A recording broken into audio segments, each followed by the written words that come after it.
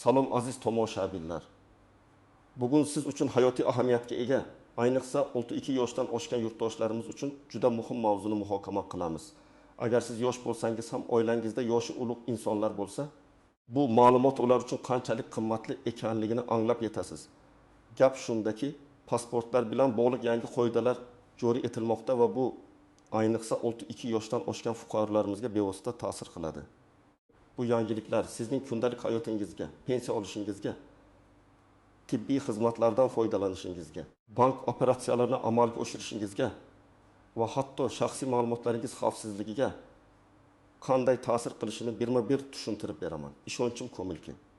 Bu videoni oxirigacha ko'rish orqali siz ko'plab muammolarning oldini olgan bo'lasiz. Shuning uchun darhol kanalimizga obuna bo'ling va videoga like bosing. Shunda bu muhim ma'lumotlar ko'proq insonlarga yetib boradi. Bu sizning qo'llab-quvvatlashingiz bizga yanada foydali kontent yaratishga ilhom beradi. Muammoning mohiyati oldin qanday edi va hozir nima o'zgardi? Keling, avvalo ushbu yangi qoidalarga kelishdan oldin vaziyat qanday bo'lganini eslab olsak.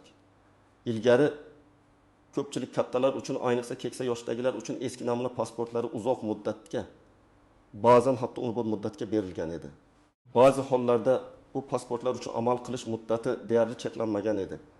Ayniqsa fotosuratlar tegishli yoshga yetganda almashtirilgan bo'lsa, bu holat ko'plab qulayliklar yaratardi. Ammo zamonaviy talablar va xavfsizlik standartlariga javob bermas edi. Eski namuna pasportlari ma'lumotlarni raqamlashtirish va biometrik tekshiruvdan o'tkazish imkoniyatini bermaganligi sababli xalqaro miqyosda va mamlakat ichidagi turli xizmatlarda ayrim cheklovlar paydo bo'ldi. Endi esa vaziyat tubdan o'zgarmoqda.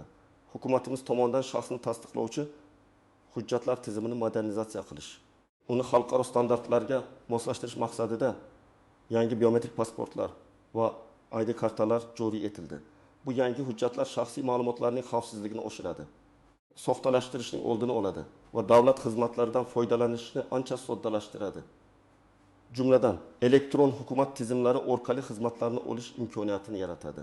Muammo shundaki, eski namuna pasportlarning amal qilish muddati cheklanmoqda va ularni yangi biometrik hujjatlarga almashtirish majburiyati belgilangan.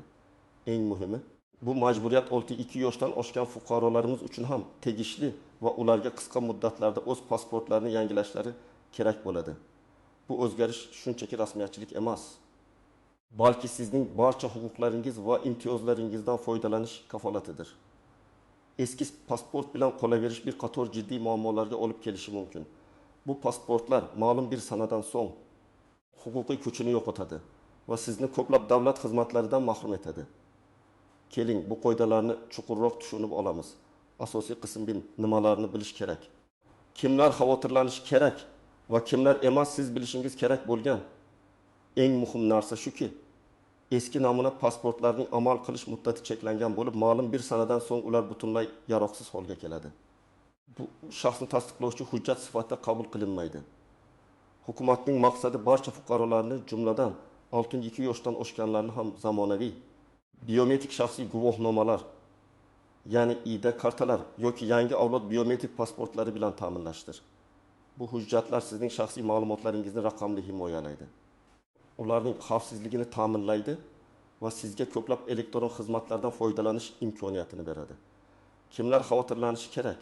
Birinchi navbatda 6-2 yosh va undan katta bo'lgan, hali ham eski namuna pasportiga ega bo'lgan barcha fuqarolarimiz jiddiy xavotir olishlari va bu masalani tezda hal qilishlari lozim.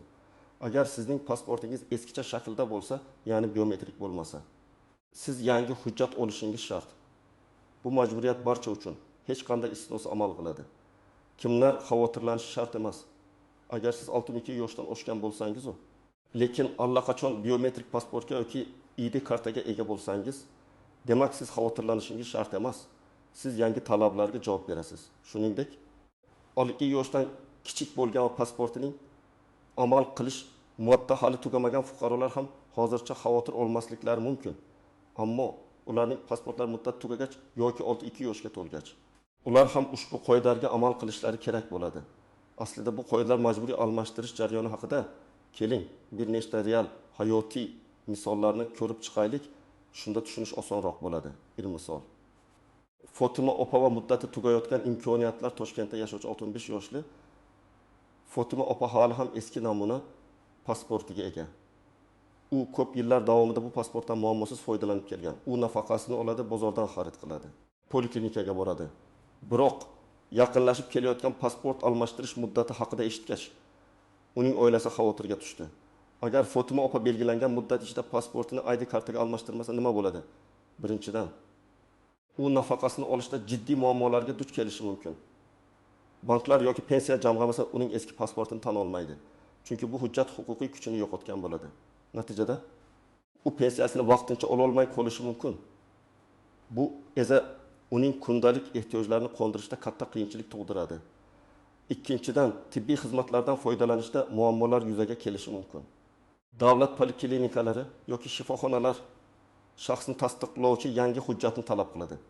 Shoshiling tibbiy yordam kerak bo'lganda eskirgan pasport sababli kechikishlar yoki rad javobi berilishi mumkin.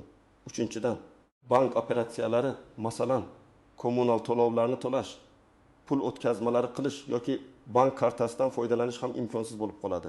Chunki banklar har bir operatsiyada shaxsni tasdiqlovchi amaldagi hujjatni talab qiladi. To'rtinchidan, eng asosiysi, eski pasport bilan yurganlik uchun ma'muriy javobgarlik belgilanishi mumkin. Ya'ni sizga jarima solinishi mumkin. Hozirgi qonunchilikka ko'ra bunday holatlar uchun jarimalar miqdori BXMning bazaviy hisoblash miqdori 2 barobardan 3 barobarigacha bo'lishi mumkin. Aytaylik, bu miqdor pensiya miqdorining sezilarli qismini tashkil qilishi mumkin. Bu esa Fotima opa uchun katta ortiqcha xarajatga aylanadi. Ikki misol. Akmal aka va qishloqdagi qiyinchiliklar Qashqadaryo viloyatining chekka qishloqlardan birida yashovchi 70 yoshli Akmal aka shaharga borish imkoniyati cheklangan. Uning tuman markaziga borish uchun ancha yo'l bosish kerak. Akmal aka pasportini almashtirish kerakligini eshitib o'ylandi. Menga o'xshagan qariyalarga qandaydir yengilliklar bormikan? Yaxshiyamki. Hukumatimiz bu jihatni ham inobatga olgan. Chekka hududlarda yashovchi keksa fuqarolarimiz uchun davlat xizmatlari markazlarining sayyor xizmatlari tashkil etilishi mumkin. Ya'ni maxsus xodimlar qishloqlarga borib, fuqarolardan arizalarni qabul qilishi, suratga olishi va barmoq izlarini olishi mumkin. Bu Akmal aka kabi fuqarolarga juda katta qulaylik yaratadi, ularga shahar markazlariga borish qiyinchiliklaridan xalos bo'lishga yordam beradi. Ammo bu haqda oldindan davlat xizmatlari markazidan yoki mahalliy hokimlikdan ma'lumot olish muhim. 3 misol, yana bir misol.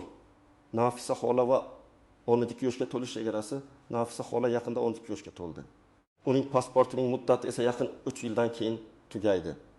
U o'ylaydi, menga ham bu qoidalar taalluqliligi bormi? Ha, albatta. 12 yoshga to'lgan har bir fuqaro uchun yangi qoidalar amal qiladi. Hattoki uning pasportining yaroqlilik muddat qolgan bo'lsa ham, u belgilangan muddat ichida yangi ID kartaga almashtirishi shart. Demak, 12 yosh bu pasportni yangilash uchun start nuqtasi. Ya'ni shundan so'ng sizga berilgan muddat ichida almashtirishingiz kerak. Bu yoshdagi fuqarolar pasport muddatini kutmasdan yangi hujjatga murojaat qilishlari zarur. Bu holatda muddatni cho'zish ma'muriy javobgarlikka sabab bo'lishi mumkin. 4 misol. Shuhrat aka va biometrik pasportining muddati tugashi 7 yoshli. Shuhrat aka biometrik pasportga ega, lekin uning pasportining muddati ham yaqinda tugaydi. Men ham yangi ID karta olishim kerakmi yoki shunchaki biometrik pasportimni yangilaymi deb so'raydi. Bu yerda aniqlik kiritish lozim. Hozirgi kunda O'zbekiston Respublikasida shaxsni tasdiqlovchi asosiy hujjat sifatida ID kartalar joriy etilmoqda. Biometrik pasport asosan xorijga chiqish uchun ishlatiladi. Shuning uchun Shuhrat aka ham shaxsni tasdiqlovchi asosiy hujjat sifatida ID kartaga o'tishi shart.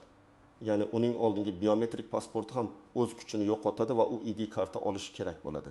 Bu jarayon avvalgi biometrik pasportni yangilashdan ko'ra biroz farq qiladi. Chunki bu butunlay yangi turdagi hujjat. 5 misol. Pasport almashtirish xarajatlari va imtiyozlar pensionerlar uchun pasport almashtirish xarajatlari bor yo'qligi ham dolzarb savol. Odatda yangi ID karta olish uchun davlat boji undiriladi. Hozirgi kunda bu boj BXMning kakazon foizi miqdorida. Bu pensionerlar uchun bir oz xarajat bo'lishi mumkin. Biroq ayrim ijtimoiy himoyaga muhtoj qatlamlar uchun, masalan, nogironligi bor shaxslar, urush faxriylari va ba'zi boshqa toifadagi fuqarolar uchun davlat boji undirilmasligi mumkin. Bu haqda davlat xizmatlari markazlaridan aniq ma'lumot olishingizni tavsiya qilaman. Masalan, yolg'iz pensionerlar uchun yoki kam ta'minlangan oilalar uchun mahallalar orqali yordam tashkil etilishi mumkin. Bu masalada mahalliy hokimliklar va mahalla va nuroniylarni qo'llab-quvvatlash vazirligi tegishli yordam ko'rsatishi mumkin. 6 misol, pasportsiz qolish oqibatlari Farzona buvi 68 yoshda. U yoshi bir joyga borgani uchun pasportini almashtirishga shoshilmagan. Uning eski pasporti ma'lum bir sanadan keyin o'z kuchini yo'qotdi. Bir kuni u pensiya olish uchun bankka borsa, bank xodimi uning pasportini qabul qilmaydi. Pensiyasi to'xtatib turiladi. Keyin u og'ir kasallik tufayli shifoxonaga yotish kerak bo'ladi. Ammo uni qabul qilishda ham muammolar yuzaga keladi. Chunki uning shaxsini tasdiqlovchi hujjat yaroqsiz. Eng yomoni, u davlat tomonidan beriladigan ayrim imtiyozlar va yordamlardan ham foydalana olmaydi.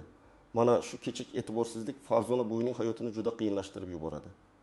Bu misol eski pasport bilan qolaverishning qanchalik jiddiy oqibatlarga olib kelishini ko'rsatadi. Asosiy qism 2. Qoidalarning istisnolari, tuzoqlari va noaniq jihatlar har qanday qoida joriy etilganda, albatta istisnolar. E'tibor berish kerak bo'lgan nozik jihatlar va hatto kutilmagan tuzoqlar paydo bo'ladi. Bu qoidalar ayniqsa 62 yoshdan oshgan fuqarolarimiz uchun qanday qo'llanishini ko'rib chiqaylik. Istisnolar to'shakda yotgan bemorlar va jiddiy kasalligi bor shaxslar bu eng muhim istisnolardan biridir.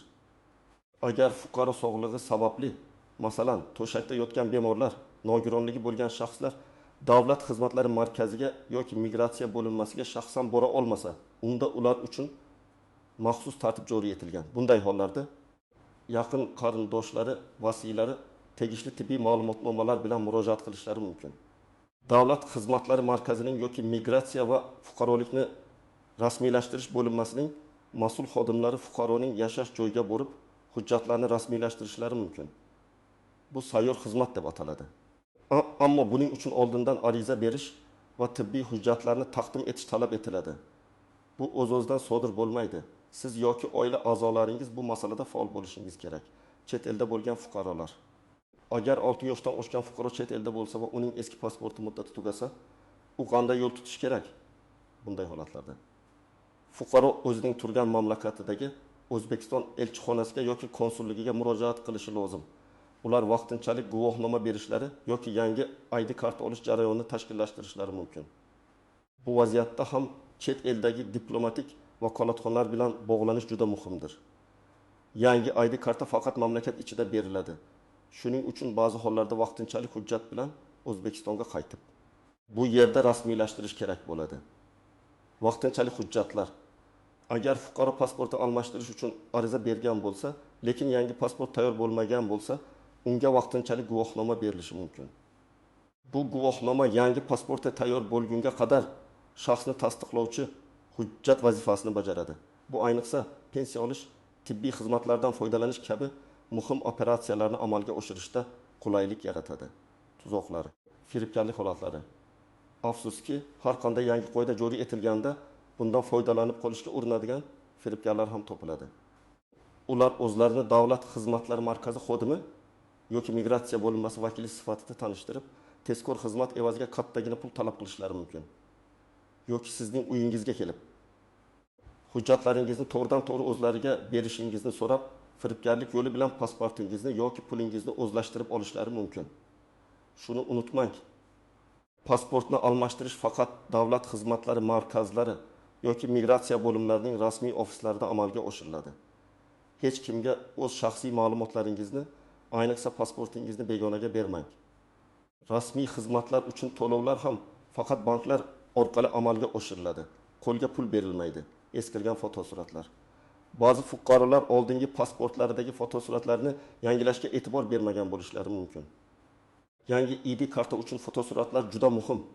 Ular hozirgi ko'rinishingizga mos bo'lishi va qat'iy talablarga javob berish kerak. Masalan, yuz ifodasi, bosh kiyimsiz, oq fonda va hokazo. Yangi hujjatga ariza topshirishda joyida suratga olinishi mumkin. Bu esa fotosurat talablariga rioya qilishni osonlashtiradi. Yo'qolgan hujjatlar. Agar tug'ilganlik haqidagi guvohnoma, nikoh guvohnomasi kabi hujjatlar yo'qolgan bo'lsa, bu pasport almashtirish jarayonini ancha cho'zishi mumkin. Bunday hollarda avvalo yo'qolgan hujjatlarni tiklashga to'g'ri keladi.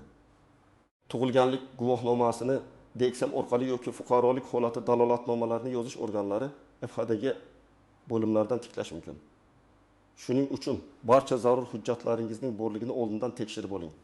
Uzoq navbatlar va byurokratiya. Pasport almashtirish davri joriy etilganda davlat xizmatlari markazlarida yoki migratsiya bo'limlarida navbatlar hosil bo'lishi mumkin. Bunga tayyor turish kerak. Ertalabroq borish. Oldindan elektron navbat olish agar imkon bo'lsa, kabi choralarni ko'rish orqali vaqtni tejash mumkin. Barcha hujjatlarni to'liq tayyorlab borish esa jarayonni tezlashtiradi. Noaniq jihatlar. Pasport amal qilish muddati va pensiya to'lovi o'rtasidagi bog'liqlik. Bu juda muhim. Yangi qoidalarga ko'ra eski namuna pasporti o'z kuchini yo'qotgach, u bilan bog'liq barcha davlat xizmatlari, shu jumladan pensiya to'lovlari ham to'xtatib qo'yilishi mumkin. Pensiya jamg'armasi yoki banklar yangi amaldagi ID kartani talab qiladi. Shuning uchun pasportni o'z vaqtida almashtirish. Pensiya to'lovlarining uzluksizligini ta'minlash uchun kalit hisoblanadi. Pasport amal qilish muddati va boshqa ijtimoiy imtiyozlar. Pensiyadan tashqari boshqa ijtimoiy imtiyozlar, masalan, kommunal to'lovlar uchun subsidiyalar, tibbiy ko'riklar, dori-darmonlarni imtiyozli olish kabi xizmatlar ham pasportning amalda bo'lishini talab qilishi mumkin. Bu imtiyozlardan mahrum bo'lmaslik uchun ham pasportni o'z vaqtida almashtirish muhimdir. Raqamli savodxonlik talablari. Ba'zi joylarda pasport almashtirish uchun ariza berish yoki navbatga yozilish elektron platformalar orqali amalga oshirilishi mumkin. Keksa yoshli fuqarolar uchun bu qiyinchilik tug'dirishi mumkin. Shuning uchun oila a'zolaridan yoki yaqinlaridan yordam so'rashdan tortinmaslik kerak. Davlat xizmatlari markazlarida ham bunday yordam ko'rsatiladi. Hududiy farqlar. Turli viloyatlar va tumanlarda pasport almashtirish markazlarining ish tartibi, navbatlar tizimi biroz farq qilishi mumkin. Shuning uchun o'zingiz yashaydigan hududdagi davlat xizmatlari markaziga murojaat qilishdan oldin ularning ish vaqti, talablari va tartibi haqida ma'lumot olish yaxshi bo'ladi. Ularning ishonch telefonlariga qo'ng'iroq qilib, savollaringizga javob olishingiz mumkin. Amaliy maslahatlar. Tomoshabin nima qilish kerak? Endi esa eng muhim qismga o'tamiz. Siz nima qilishingiz kerak? Qadam-baqadam ko'rsatmalar beraman. Shunda siz bu jarayonni osonlikcha amalga oshira olasiz. Bir qadam. Pasportingizni tekshiring avvalo. O'zingizning pasportingizni qo'lingizga oling va uni diqqat bilan ko'zdan kechiring. Sana, pasportingizning berilgan sanasi va amal qilish muddatini tekshiring. Agar siz 62 yoshdan oshgan bo'lsangiz va pasportingiz eski namunali bo'lsa, ya'ni biometrik bo'lmasa, uni almashtirishingiz shart. Turi pasportingizning turi qandayligiga e'tibor bering. U qora oq rangdagi. Eski namunali pasportmi yoki rangli biometrik pasportmi? Agar eski namunali bo'lsa, u majburiy almashtirilishi kerak bo'lgan hujjatlar qatoriga kiradi.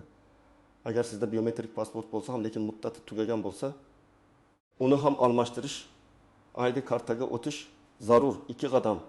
Hujjatlarni tayyorlang. Pasport almashtirish uchun sizga bir nechta asosiy hujjatlar kerak bo'ladi. Bularni oldindan tayyorlab qo'yish jarayonini ancha tezlashtiradi. Eski pasportingiz, albatta almashtirilishi kerak bo'lgan eski pasportingizni olib boring.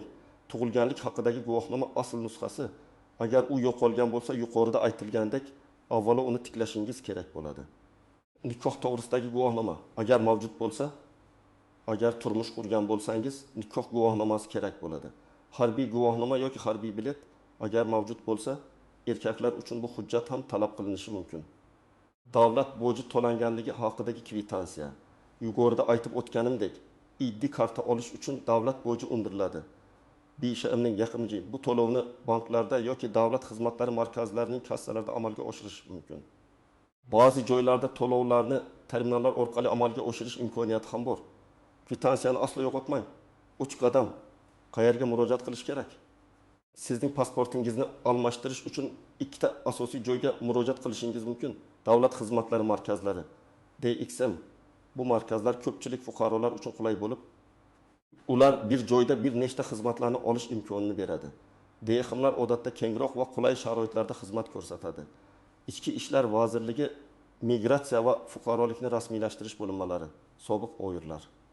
Bu bo'linmalar ham pasport xizmatlarini ko'rsatadi. Odatda ular joylashganligi jihatidan har bir tumanda mavjud. Qaysi biriga borishingizdan qat'iy nazar hujjatlaringizni to'liq tayyorlab borishingiz muhim. Siz o'zingizga qaysi biri qulayroq ekanligini tanlashingiz mumkin. 4 qadam. Jarayon qanday kechadi? Navbat olish. Agar imkon bo'lsa, oldindan elektron navbatga yoziling. Bu vaqtni tejaydi. Agar elektron navbat yo'q bo'lsa, erta borib tirik navbatga turing. Ariza to'ldirish, sizga ariza shaxli beriladi. Uni diqqat bilan va aniq to'ldiring. Agar o'zingiz to'ldirishga qiynalsangiz, davlat xizmatlari markazi xodimlari sizga yordam berishlari shart. Har bir ma'lumotni 2 marta tekshiring. Suratga olish va barmoq izlari, yangi ID karta uchun siz joyda suratga olinasiz va barmoq izlaringiz olinadi. Bu biometrik ma'lumotlar sizning shaxsingizni tasdiqlash uchun xizmat qiladi. Suratingiz, yuz ifodangiz aniq bo'lishini ta'minlash uchun tushiriladi. To'lov, yuqorida aytib o'tilgan davlat boji to'langanligi haqidagi kvitansiyani taqdim eting. Agar to'lamagan bo'lsangiz, joyida to'lashingiz mumkin. Hujjatlarni qabul qilish. Barcha jarayonlar tugagach, sizga hujjatlaringiz qabul qilinganligi haqida tilxat beriladi. Unda yangi ID kartangizni qachon olish mumkinligi ko'rsatilgan bo'ladi. Bu tilxatni aslo yo'qotmang, chunki u sizning yangi ID kartangizni olish uchun asos bo'ladi. ID kartani olish belgilangan muddatda siz yangi ID kartangizni olish uchun murojaat qilasiz. Odatda bu 10 ish kunigacha davom etishi mumkin. 5 qadam. Muddatlarni unutmang, eng muhimi belgilangan muddat ichida bu jarayonni yakunlashga harakat qiling. Kechiktirish nafaqat sizni qator imtiyozlardan mahrum qiladi, balki ma'muriy jarimalarga ham sabab bo'lishi mumkin. Qonuniy talablarni bajarish orqali siz o'zingizni va yaqinlaringizni keraksiz muammolardan himoya qilasiz. 6 qadam. Nimalarni so'rash va qanday gaplashish kerak davlat xizmatlari markaziga borganda. Xizmat ko'rsatuvchi xodimlar bilan hurmat bilan, lekin o'z haqqingizni bilgan holda muloqot qiling. Agar biron bir joyi tushunarsiz bo'lsa, aniqlik kiritishni so'rang. Masalan, menga qaysi hujjatlar kerakligini yana bir bor tushuntirib bera olasizmi? Mening yoshimga ko'ra qandaydir imtiyozlar bormi? Hujjatlarimni qachon olishim mumkin?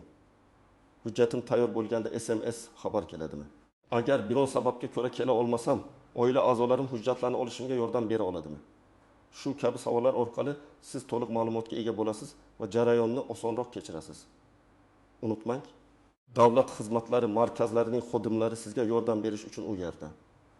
Xulosa va yakuniy chaqiruv, aziz do'stlar, hurmatli tomoshabinlar.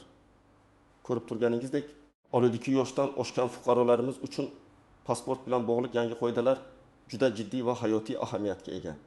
Bu shunchaki bir qog'ozni almashtirish emas, balki sizning ijtimoiy himoyangiz, pensiya ta'minotingiz, tibbiy xizmatlardan erkin foydalanishingiz va davlat tomonidan berilgan barcha imtiyozlardan foydalanish imkoniyatingizni kafolatlashtir. Eski pasport bilan qolaverish bir qator jiddiy muammolarga, jumladan pensiyasiz qolish, tibbiy yordam ololmaslik va jarimalarga sabab bo'lishi mumkin. Shuning uchun bu masalani aslo kechiktirmang. Bugunoq pasportingizni tekshiring, zarur hujjatlarni tayyorlang va davlat xizmatlari markaziga murojaat qiling. Agar o'zingiz borishga qiynalsangiz, oila a'zolaringizdan yoki yaqinlaringizdan yordam so'rang. Ularni bu video bilan tanishtiring. Ular sizga albatta ko'maklashadi. Unutmang, sizning ID kartangiz bu sizning zamonaviy davlatimizda to'laqonli hayot kechirishingiz, huquqlaringizni himoya qilishingiz va barcha qulayliklardan foydalanishingiz uchun kalitidir. O'z huquqlaringizni himoya qiling. O'z vaqtida chora ko'ring va keraksiz muammolardan xalos bo'ling. Bu video sizga foydali bo'ldi degan umiddaman. Iltimos o'z fikrlaringizni, savollaringizni yoki shaxsiy tajribangizni izohlarda yozib qoldiring. Bu boshqa tomoshabinlar uchun ham foydali bo'ladi. Videoga like bosing va kanalimizga obuna bo'lishni unutmang. Shunda biz kelajakda ham shu kabi muhim ma'lumotlarni sizga yetkazishda davom etamiz. O'zingizni va yaqinlaringizni asrang. Keyingi videolarda ko'rishguncha xayr.